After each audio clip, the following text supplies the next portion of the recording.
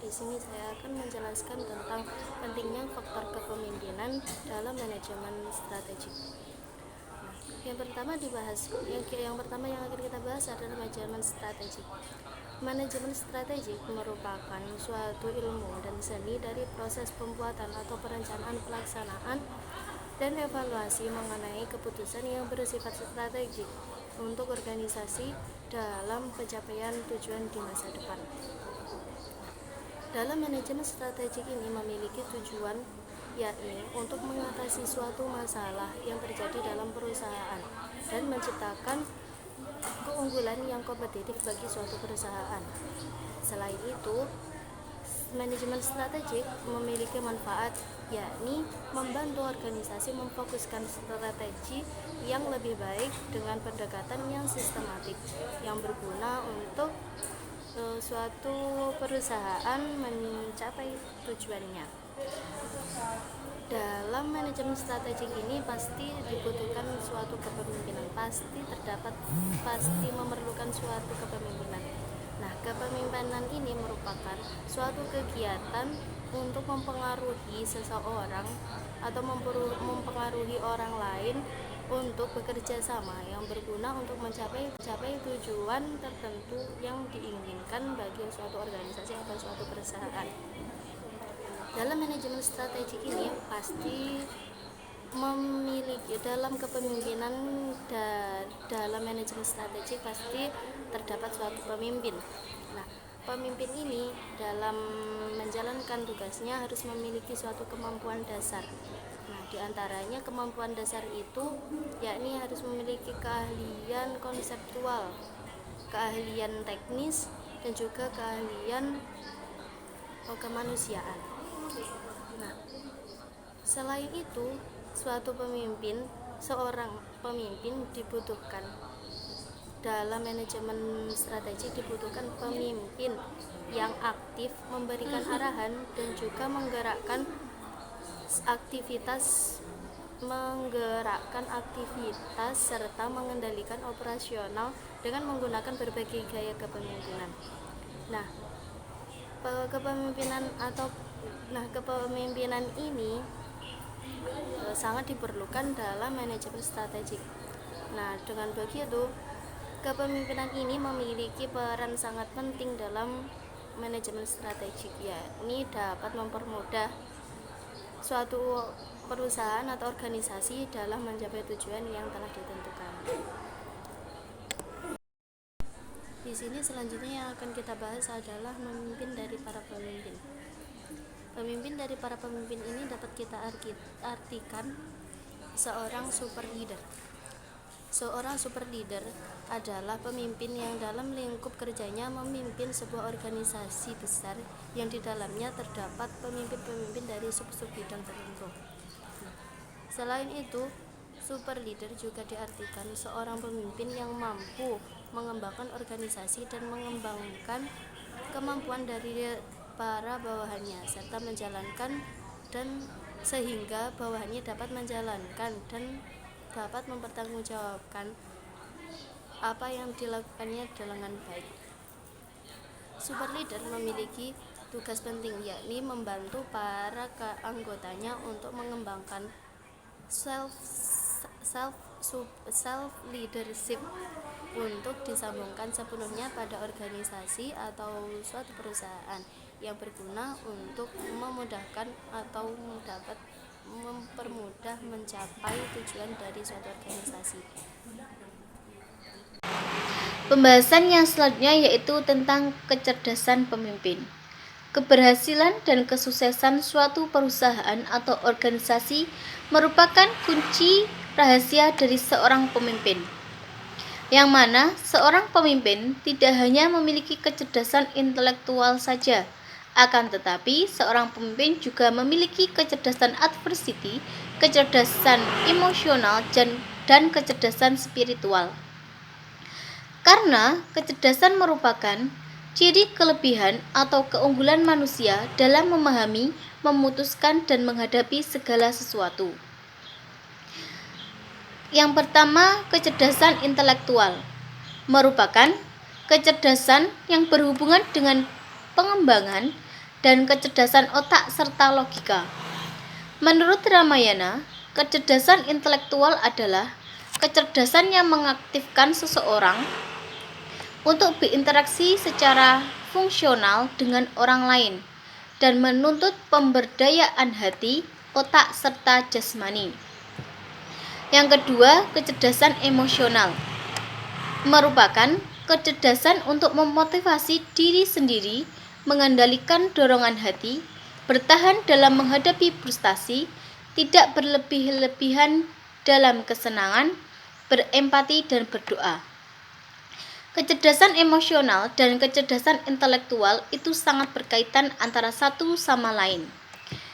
Karena kecerdasan intelektual dihasilkan dari otak kiri yang digunakan untuk berpikir dalam memecahkan masalah. Sedangkan kecerdasan emosional dihasilkan dari otak kanan yang digunakan untuk memberikan motivasi, mendorong kemampuan dan mengendalikan dorongan hati. Yang ketiga, kecerdasan spiritual merupakan kecerdasan jiwa. Kecerdasan ini dapat membantu kita menyembuhkan dan membangun diri kita secara utuh. Kecerdasan spiritual adalah kecerdasan yang mana kita tidak hanya mengakui nilai-nilai yang ada, akan tetapi secara kreatif kita menemukan nilai-nilai yang baru.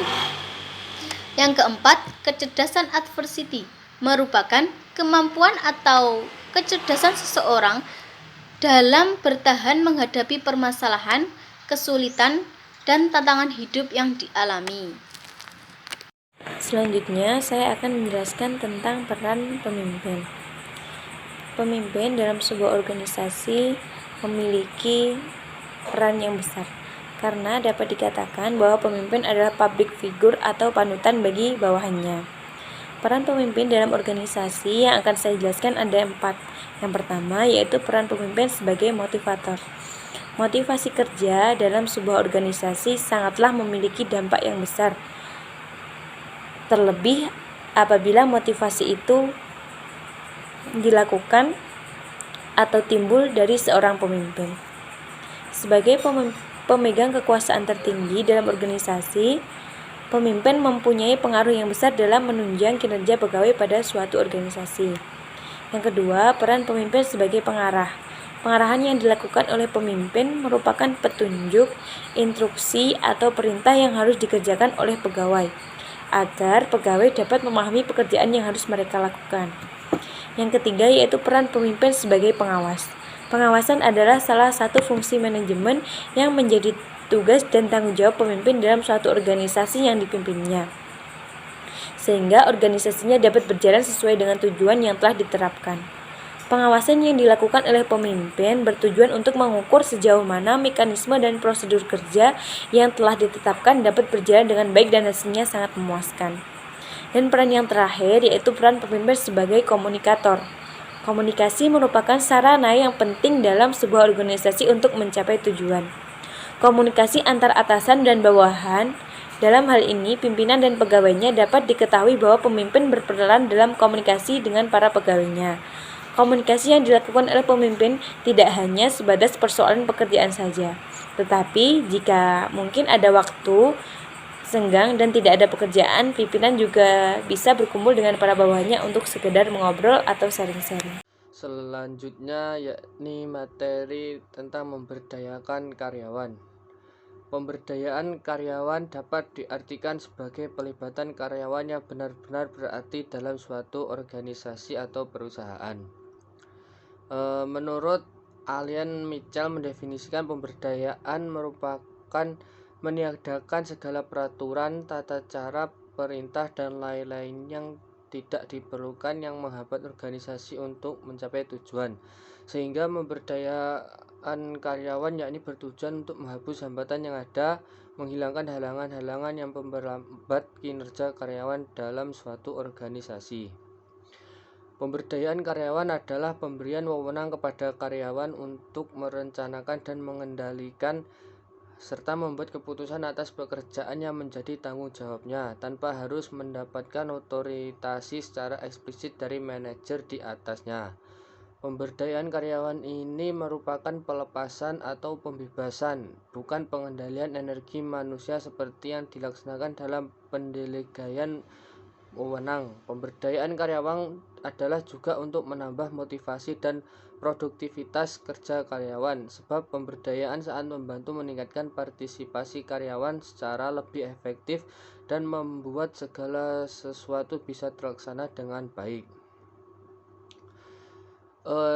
Pemberdayaan karyawan memiliki 4 komponen antara lain. 1. Perencanaan sumber daya manusia. Perencanaan sumber daya manusia yaitu memperkirakan kebutuhan bisnis di masa yang akan datang serta memutuskan jumlah dan tipe karyawan yang diperlukan. Yang kedua, rencana pemberdayaan, yakni mempersiapkan rencana untuk mendapatkan karyawan dari dalam organisasi atau program pelatihan untuk membantu karyawan mempelajari keterampilan baru. Yang ketiga, strategi retensi, yaitu mempersiapkan rencana untuk mempertahankan karyawan yang diperlukan organisasi. Yang terakhir yakni strategi retensi, yaitu mempersiapkan rencana untuk mempertahankan karyawan yang diperlukan organisasi. Beberapa kondisi dasar yang harus diciptakan oleh organisasi yang dapat mendukung dilakukannya pemberdayaan pegawai dalam organisasi, antara lain partisipasi karyawan diharapkan mempunyai kemauan untuk memperbaiki hubungan dan proses kerja sehari-hari.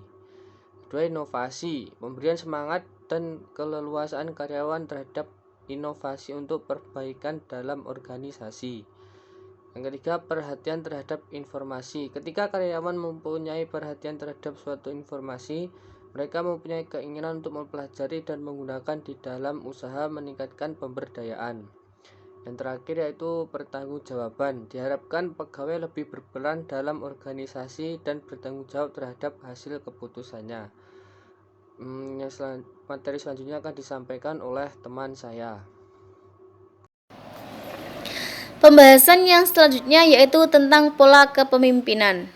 Pola kepemimpinan terdiri dari 2 kata, yaitu pola dan kepemimpinan. Pola merupakan suatu model, sistem atau cara kerja, sedangkan kepemimpinan adalah suatu proses, perilaku yang menyebabkan suatu kelompok dapat bertindak secara bersama-sama dengan aturan dan tujuan bersama, sehingga mencapai apa yang telah direncanakan atau diinginkan. Jadi, pola kepemimpinan merupakan model atau gaya seseorang untuk menjalankan suatu kepemimpinan menuju kesuksesan. Seorang pemimpin dalam menerapkan pola kepemimpinannya memiliki beberapa gaya kepemimpinan. Di antaranya adalah yang pertama, gaya kepemimpinan autokratik merupakan gaya seorang pemimpin yang cenderung memaksa dan menggunakan kekuasaan dalam memimpin, membuat perencanaan, dan memotivasi. Yang kedua, gaya kepemimpinan laissez-faire merupakan seorang pemimpin yang tidak banyak berusaha untuk menjalankan pengaruh terhadap bawahan dan pemimpin yang memberikan kebebasan penuh kepada bawahannya dalam menjalankan tugasnya, sehingga bawahan mempunyai peluang besar untuk membuat keputusan dan bawahan akan bekerja dengan keinginan masing-masing tanpa pedoman kerja yang jelas. Yang ketiga, gaya kepemimpinan karismatik merupakan gaya seorang pemimpin yang memiliki daya tarik yang sangat besar terhadap pengikutnya, sehingga bawahan tidak ada yang dapat mengusulkan pendapat dan saran yang dimiliki. Yang keempat, gaya kepemimpinan demokratis merupakan gaya kepemimpinan yang melibatkan bawahan dalam proses pengambilan keputusan. Bawahan pada gaya kepemimpinan ini juga ikut berpartisipasi dalam mencapai tujuan yang telah ditentukan, tanpa ada rasa paksaan, dan seorang pemimpin akan mendengarkan pendapat bawahan dalam memutuskan suatu kebijakan. Yang kelima, Gaya kepemimpinan partisipasi merupakan gaya kepemimpinan yang menitik beratkan seorang pemimpin yang melibatkan partisipasi bawahan dalam setiap pengambilan keputusan. Pemimpin dan pengambilan keputusan. Pemimpin yang dinamis dan kreatif, maka organisasi yang dipimpinnya juga akan semakin dinamis dan aktivitas-aktivitas yang akan dilakukan akan semakin banyak. Pemimpin harus menguatkan tugas tanggung jawab dan membina hubungan yang harmonis baik dengan atasannya maupun dengan para bawahannya. Menurut Pancasila, seorang pemimpin harus bersikap sebagai pengasuh yang mendorong, menuntun, membimbing, dan mengasuh bawahannya. Manajer adalah sumber aktivitas dan mereka harus merencanakan, mengorganisasi, mengarahkan, dan mengendalikan semua kegiatan agar tujuan tercapai. Keputusan-keputusan ini akan menimbulkan aktivitas sehingga proses manajemen dapat terlaksana. Keputusan akan menimbulkan aktivitas atau mengakhiri aktivitas. Pengambilan keputusan merupakan tugas utama seorang manajer sehari-hari. Bahkan manajer diberi gaji oleh perusahaan justru untuk mengambil keputusan yang baik, tepat, dan menguntungkan perusahaan yang dipimpinnya.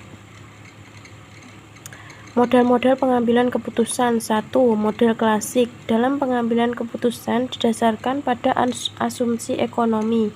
Asumsi ekonomi yang mendasari. 2. Model administratif. Pengambilan keputusan ini mempunyai kelebihan yaitu mendeskripsikan tentang bagaimana manajer membuat keputusan secara aktual pada situasi yang kompleks, daripada sekedar memberikan perintah bagaimana seharusnya membuat keputusan. Kemudian yang ketiga, model politis. Kelebihan dari model ini sangat bermanfaat ketika kondisi berada dalam ketidakpastian, informasi terbatas, dan sedikit persetujuan antar manajer mengenai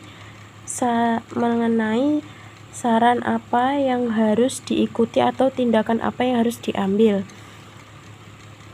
Kepemimpinan seorang dalam sebuah organisasi itu sangat besar perannya dalam setiap pengambilan keputusan, sehingga membuat keputusan dan mengambil tanggung jawab terhadap hasilnya adalah salah satu tugas pemimpin. Sehingga jika seorang pemimpin tidak mampu membuat keputusan, seharusnya dia tidak. Di lain hal, pengambilan keputusan dalam tinjauan perilaku mencerminkan karakter bagi seorang pemimpin. Oleh sebab itu, untuk mengetahui baik tidaknya keputusan yang diambil, bukan hanya dinilai dari konsekuensi yang ditimbulkannya, melainkan melalui berbagai pertimbangan dalam prosesnya yang tidak pasti atau beresiko. Dalam konteks ini, keputusan lebih bersifat perspektif daripada deskriptif.